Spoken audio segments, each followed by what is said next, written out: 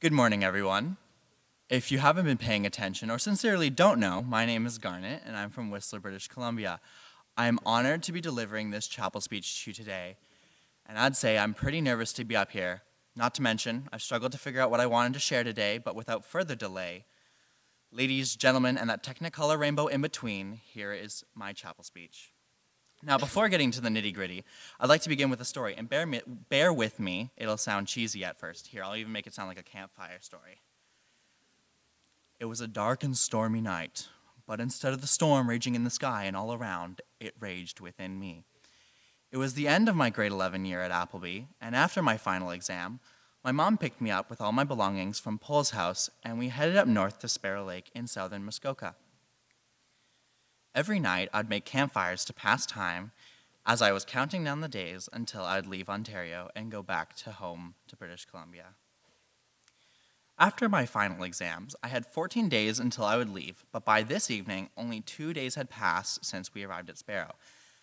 That night, I couldn't contain the homesickness I held within, so I stepped outside to make a campfire. Still sort of feeling gritty on the inside, I thought I'd give my dad a call. Him and his now fiancée Dana picked up back in Vancouver, and were now enjoying their night and were stargazing like me, but from their balcony. We began chatting, and I realized that the reason I had reached out to them was so that they could distract me from the pain that was dwelling within. They noticed, and they called me out on my semi-lifeless tone, and that's where I cracked. I hadn't returned home in over 7 months and was understandably missing everything about being there. The jagged mountains, the hot and pleasant weather in the summer, the feeling of no inhibitions that I have when I'm there, had all become distant memories over those 7 months. I would even dream of home, dream of being in my favorite places. Cowboy Ridge, the Rainbow Flank, the dike by Fitzsimmons River, Lost Lake, and many more were just some of the places that would taunt me. We talked about that. I shared my struggles and how lonely I would feel in residence compared to being home, how I felt I had nobody to truly confide in, a pain that made me tell myself I hated being at Appleby, hated being bound to the campus as if I was a prisoner in my own boarding house. We talked about that. For this,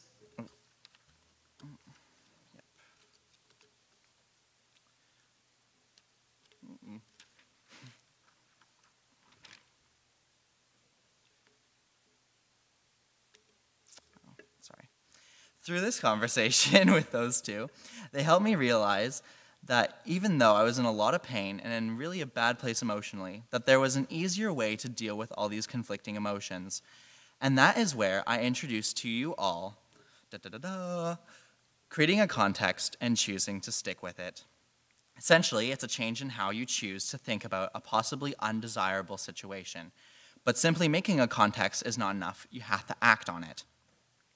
For this example, I created a context for those next 12 days I was going to spend here in Ontario. Instead of, oh my God, I hate this place. Everything is better back home. I'm just going to lock myself in my room until it's time to leave. I created this context. I'm going to use these last 12 days to prepare myself for being home and really use the time to spend with my mom and really enjoy what the best of Ontario has to offer. I mean, I could have been anywhere else for those last 12 days, and nobody should be complaining while spending time in Muskoka during the summer. The important thing to remember is that you are in complete control over the context that you create in any situation. An amazing aspect to context is that when you're in the dumps, you can pause and remember the context you have created and choose to stick with the most empowering one. So whenever things began to just seem slightly gloomy for the rest of those 12 days, I'd pull myself aside and remembered that it was my decision to be happy with this context I had created for myself.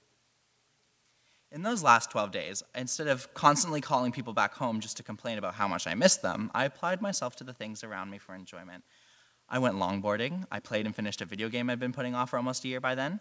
I went swimming, sunbathing, I baked cakes, and I played card games with my mom and her partner Gord. Things all seemed to look up. I even went to go visit an old summer camp I used to go to as a kid and say goodbye to the grade 12s who graduated last year during closing day. Don't get me wrong, I still would have preferred to be home, but I made the best of my situation. But when I finally did get home, the first place I visited was Alta Lake, and I threw myself in the water, and it felt so gratifying to know that I had spent the last couple days in Ontario doing everything I could, so I knew I was ready to say goodbye and hello to being back where I felt as though I belonged. These ideas can work for anyone at any time. Whether you're struggling to find motivation just to get out of bed because something really personal is holding you back, whether you just want the school year to end, whether you just want to make the best out of every crappy situation you're in, you can find a context that'll work for you. What can I do to make my context become a reality is normally a question I'll ask myself when I want to get started. What actions should I take? In grade 10, during the March break, I began to realize something. I wasn't exactly as heterosexual as I thought I was. All my life, I had people asking me whether I was gay or not, and truly it annoyed me. People would say, "Hi," or something, and then almost as if they were detectives, they'd immediately ask, "So, are you gay?" You can't just play it off that casually, like, come on. Anyways, it would bother me so much that the first time I met Josh Williams in grade 9, I had already 2 people ask me that question that day. So when Josh extended his hand to shake mine, I looked at him dead in the eyes and I said, "Hi, I'm Garnet. I'm not gay." And I took his hand. "I'm fabulous." Either way, it wasn't until that March break when I was lying in bed back home at 3 a.m. with my eyes pried open, looking up at the roof, and I just uttered, "Holy crap, I'm gay." I began coming out to friends and eventually decided to come out to some family members. I came out to my dad and then Dana.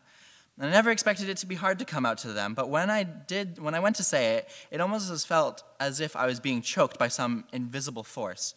Same sort of thing happened with my mom, even though I had definitive proof that she was okay with gay people since she has some gay best friends. But once I finally did utter it, my dad turned to me and said, "Garnet, I have nothing to say because you already know I love you no matter what you say or do." Yeah, that was a pretty good day. A rainbow even came out of the sky after that, and my dad and I watched it together. No, literally. It wasn't until a couple months later where I decided to come out to everyone on campus. I don't know why this came about. I just randomly thought to myself, I should come out. And so I did. I posted a photo on social media and immediately realized that maybe I wasn't ready to be out. I began crying in my room during study that night, and my roommate at the time, Paul Howe, and Miss Frigo comforted me. It wasn't until I looked at what people were saying on that post that I knew it was the right decision. When I saw these responses, I knew that I could live with the fact that I essentially outed myself, and without knowing it, I created a context for this situation I foisted myself into, that I'm going to be out at Appleby so that others know it is safe to be out as well. Members of my extended family called me that evening, friends from home shared their love, and by then I knew that this decision, my decision to be out, was something I was going to stand by through thick and thin. Of course, nobody actually has to come out, and maybe in the future that won't even be a thing, but for me, it was necessary. Fun fact, today, May 16th, is the 2-year anniversary of when I publicly came out. It's been real tough at times, but I can seriously say that I couldn't be any happier. I do have one last story to share with you all today, and it's about that homesickness issue I've had since I first moved into Pole's house back in grade 9. That homesickness continues to this day, much less so now because I've created a great context. It was my last day in Whistler this summer before heading back to Ontario for this school year. I had just had brunch with some friends whom I consider my siblings, and I said goodbye to them and had to bike across town because for some reason I had a dentist appointment on my last day in Whistler. I hopped onto my bike to Creekside, and after my appointment, I went to go unlock my bike. After I unlocked it, a huge shiver ran down my back. For reasons unbeknownst to me, it hadn't dawned on me yet that day I was leaving, despite all the packing I did the day before and saying goodbye to those around me. I proceeded to bike back from Creekside in tears. It's about a 30-minute bike ride from Creekside to my place. I went through the village, so lots of people must have seen me, and I must have looked like something, I'll tell you that. I had to finalize my packing once I got home, and everyone noticed my crying as I was putting away my camping gear and moving my luggage around. And I mean, how couldn't they? I was a mess. When we left our home, I asked my mom if we could stop at a couple of my friends' work, and when we did, I ran inside still crying, gave them both a huge hug, and said my final goodbye. As we finally, officially began driving away from Whistler, my mom, worried about me of course, turned to me and asked if I wanted to not go to Appleby this year and just stay home. I paused for a moment and said, no, almost definitively so, but I didn't really understand at that point why I said it. And I thought back to that night at Sparrow Lake when I called Dad and Dana. When I finally stopped crying that night, I continued stargazing as the fire I had made more than 2 hours earlier was beginning to die out. They were still on the phone with me, and my dad said, "Garnet, can you see the Big Dipper from where you are?" And I looked up and kind of looked for it, and I said, "Yeah, I can see it." And he then said the most amazing thing ever. It's funny how we can be so far away yet see the same thing. For someone who had felt so disconnected from my family, from my mom, my dad, my sister, and everyone else, this was an aha moment. And when I finally thought of why I said no to staying in Whistler for school, I began smiling, and instead of crying because I was leaving, I started shedding tears of joy. I knew that no matter how far away I may be going, or whether I'm just around the corner, my family will always be there for me, and that they love me. Same went for friends, for my home and its landscape and beauty that I'm so fond of. It'll always be near me, right in my heart. That's when I came up with the context for my grade 12 year 2. I finally had the confidence to do so, and here it is. It's going to be my favorite and best year at Appleby. I'm going to reconnect with old friends here and make new ones at the same time. It's never too late. I'll do great in classes, and I won't be homesick because I'll always have it within me. Despite senioritis hitting me as harder than some unbound train, I can wholeheartedly say that this year has played accordingly to my context I've created. I've done better in my courses and have a higher average than this year compared to all my other years because I'm not taking any sciences.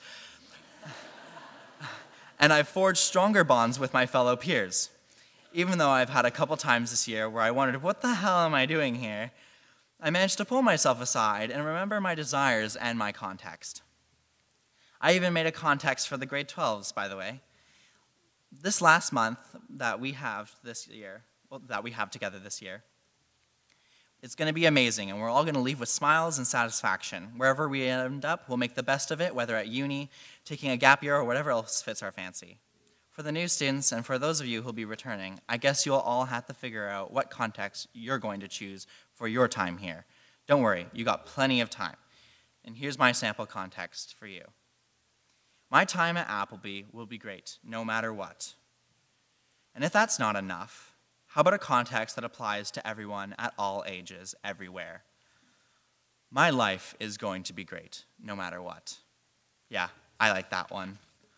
Now, please sing Hymn 401.